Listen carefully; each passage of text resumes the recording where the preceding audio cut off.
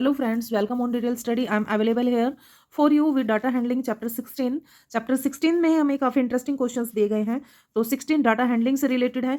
तो इसमें सबसे पहले हमें टेबल मिलेगी या ग्राफ मिलेगा, कुछ डाटा मिलेंगे, उसके अकॉर्डिंग हमने क्वेश्चंस सोल्व करने हैं। तो कुछ इसमें इंपॉर्टेंट डेफिनेशंस हैं, पहले हमें उन्हें समझ लेते हैं, उसके बाद हम क्वेश्चंस पर आएंगे। Here we have some important definitions, then we will use in the exercise. First of all is observation. In this data collected as numerical fact. Numerical numbers के साथ डाटा कलेक्ट करना, जैसे कि in our class students get record of the getting marks, कितने marks किस बच्चे ने obtain किए हैं, तो उस तरह का एक रिकॉर्ड बनाना जिसमें कोई न्यूमेरिकल वैल्यू होती है। फिर आते हैं हम रॉ डाटा पर। रॉ मीन्स क्या होता है? कच्चा, है ना। रॉ मीन्स कच्चा होता है, कच्चा काम, यानी कि rough work. Before reorganising data, बस हम रफली लिख लेते हैं, बाद में फिर हम उसे अरेंज करते हैं असेंडिंग ऑर्डर से, डिसेंडिंग ऑर्डर से, अल्फाबेटिकल ऑर्डर से, काफ़ी इसमें आ जाता है। फिर आता है रेंज। रेंज होती है highest observation minus lowest observation. मान लीजिए highest marks of the maths in a class student gets 100 out of 100 and lowest marks is 30। तो difference between highest and lowest observation. Fourth आता है arrayed. Arrayed data ascending ascending और descending में arrange करना। Raw data जो होता है rough work होता है, एरे डाटा जो होता है वो होता है उसको फेयर में जैसे हम कर लेते हैं वर्क को, उस तरह से अरेंज करके लिखना किसी भी ऑर्डर में, किसी भी फॉर्म में, चाहे वो डिसेंडिंग है असेंडिंग है, अकॉर्डिंग टू अवर प्रोजेक्ट। ठीक है, तो इस तरह से ये डेफिनेशन हमने रीड कर लिए। अब हम चलते हैं एक्सरसाइज की ओर। एक्सरसाइज में जाने से पहले मैं एक बार टैली के बारे में और बता देती हूँ मैं आपको। 1 को टैली में 1 लिखेंगे, 2 को 2 को टैली में लिखेंगे 2 लाइन्स, 3 को लिखेंगे 3 लाइन्स, 4 को लिखेंगे 4 सिंगल लाइन स्ट्रेट लाइन्स, और 5 को लिखेंगे 4 लाइन्स लगाकर उसको इधर से क्रॉस करेंगे, ना कि इधर से। ठीक है, 6 को लिखेंगे, पहले हम 5 को ड्रॉ करेंगे, उसके बाद 1 लगा देंगे। 7 के लिए आ जाएगा 1 2 3 4, ये बन गया 5 और 2 लाइन्स और लगा दी हमने, तो 5 6 7। फिर 8 बनाएंगे, 1 2 3 4, ये हो गया 5 और 3 लाइन्स लगाएंगे। फिर 9 पे आएंगे, 1 2 3 4, ये हो गया 5 और ये 1 2 3 4, ये हो गया 9। और 10 के लिए हम 2 टाइम 5 को ड्रॉ कर देंगे। ठीक है, तो इस तरह से टैली नंबर लिखे जाते हैं। बाकी आगे जितने भी हैं तो हम देखते हैं अब इसमें एक्सरसाइज में इसका कैसे और कहाँ यूज होगा।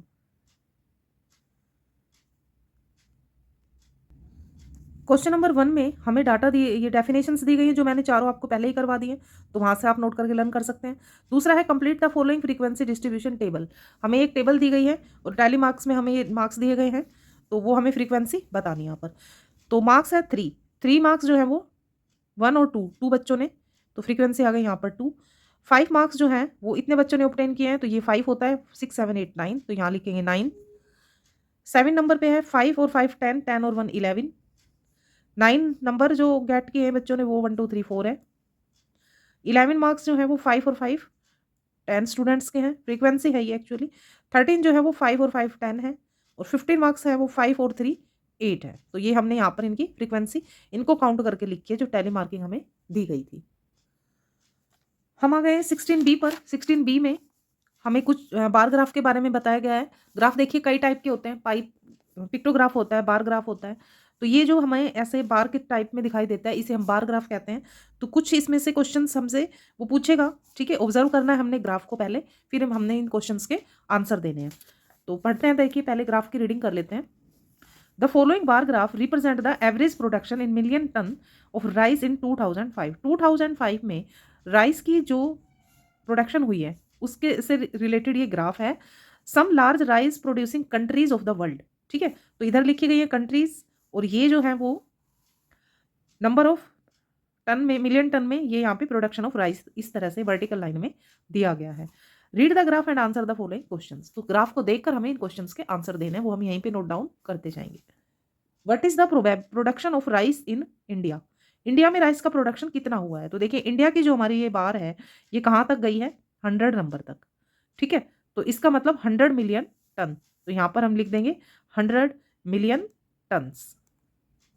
तो ये इसका आंसर हो गया। Which country has minimum production. तो मिनिमम बार किसका है? बांग्लादेश का है ना, सबसे छोटा बार बांग्लादेश का है, तो यहाँ लिख देंगे हम बांग्ला, यस बांग्लादेश ही है ये, Bangladesh. Which country of the maximum. अब मैक्सिमम बार जो है वो हाईएस्ट है वो चाइना का है 110, तो यहाँ हम कंट्री का नाम लिख देंगे चाइना।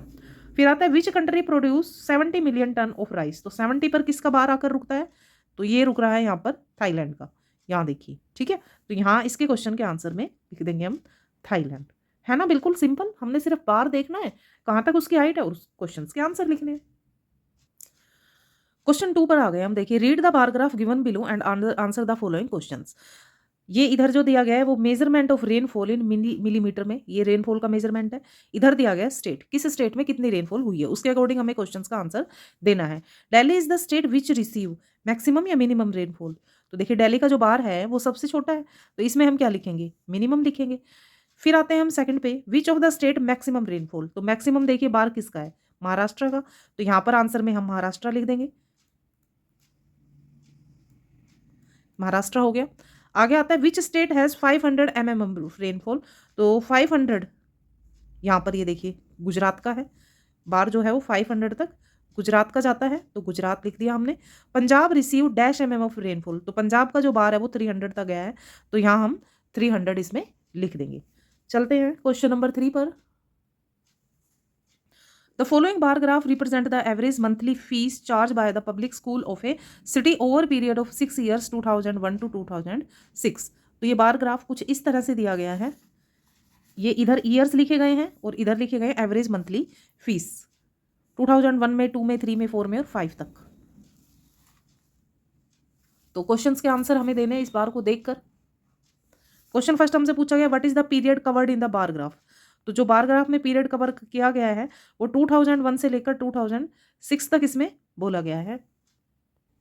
तो ये हमारा आंसर एक तरह से मिच मैच कर सकता है, 1 2 3 4 5 ही दिए गए हमें और दिया गया हमें यहाँ पर 6 तक, 2 से लेकर 6 तक, तो ये 5 ईयर्स इसका आंसर मेरे ख्याल से आना चाहिए। बी पार्ट पर आते हैं, how much the was the increase in the fees of 2001 to 2004। 2001 में जो फीस थी वो 400 थी और 2004 में जो फीस है वो 700 है, ठीक है। तो इसका माइनस करेंगे तो हमारे पास आंसर आ जाएगा 300 का इसमें इंक्रीजमेंट हो चुका है। When was the fees minimum, minimum fees जब थी जब बार जो है मिनिमम था 400 2001 में।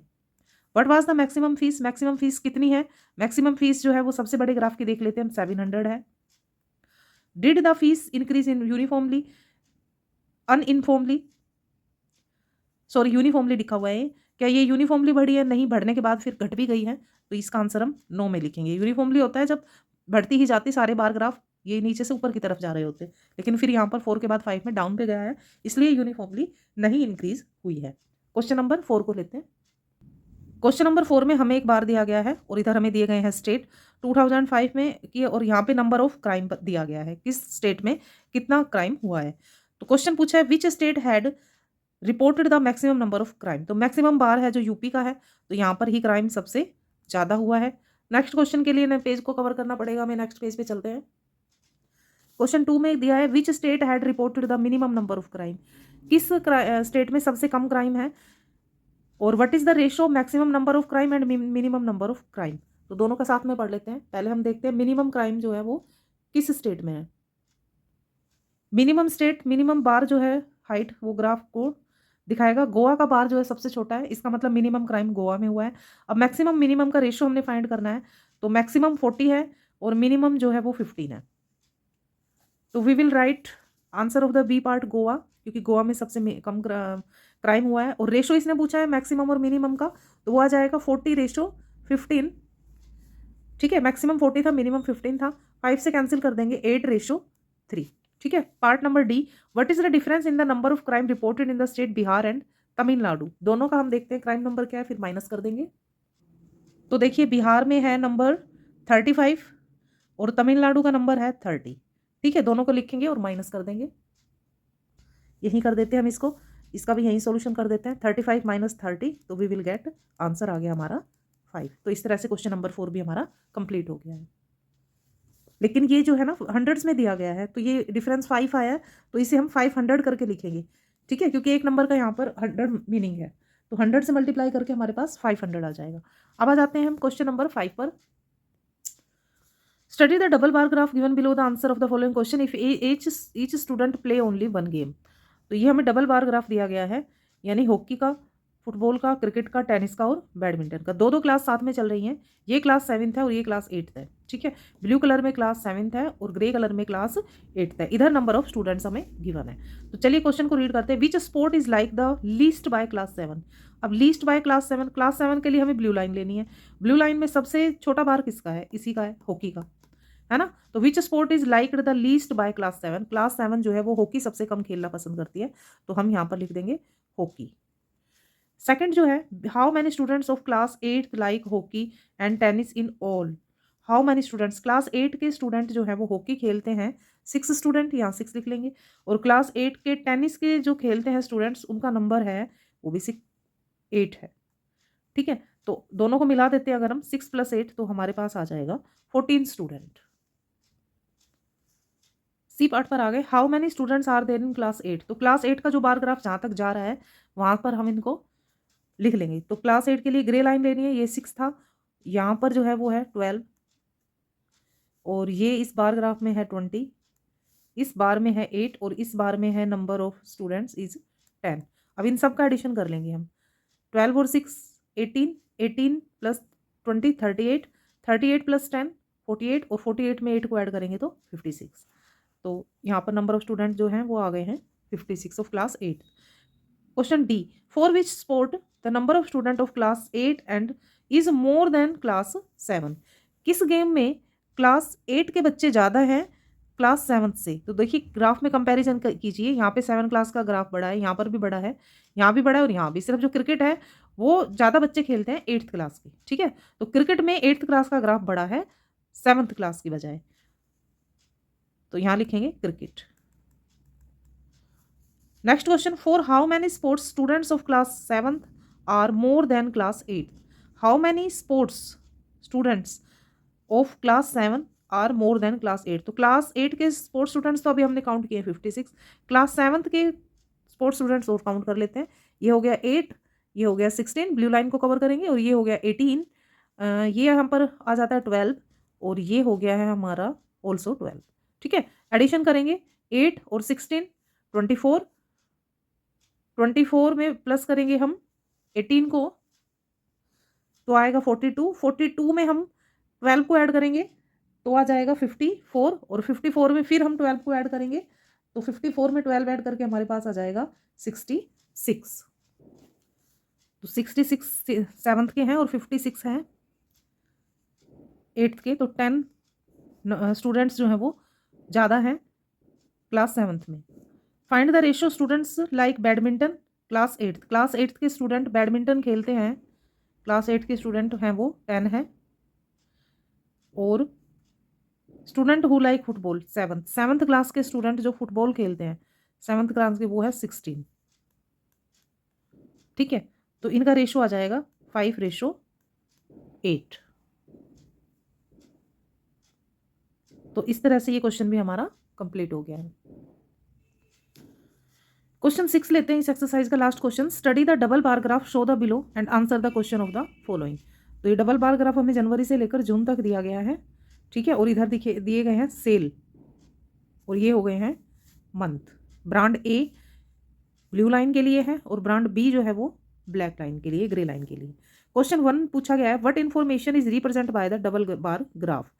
तो इसमें देखिए हमें जो इन्फॉर्मेशन दी गई है वो दी गई है from January to June, month January to June, sale of the brand A and brand B, ठीक है। Sale of the brand A, यहां लिख देंगे हम sale of brand A and B from January to June, कितनी sale हुई है rupees में, ठीक है। In which month sale of brand A decrease as compare to the previous month? पिछले महीने के पहले ए की देखते हैं, ये जनवरी में थी, फिर ये फरवरी में कम हो गई है।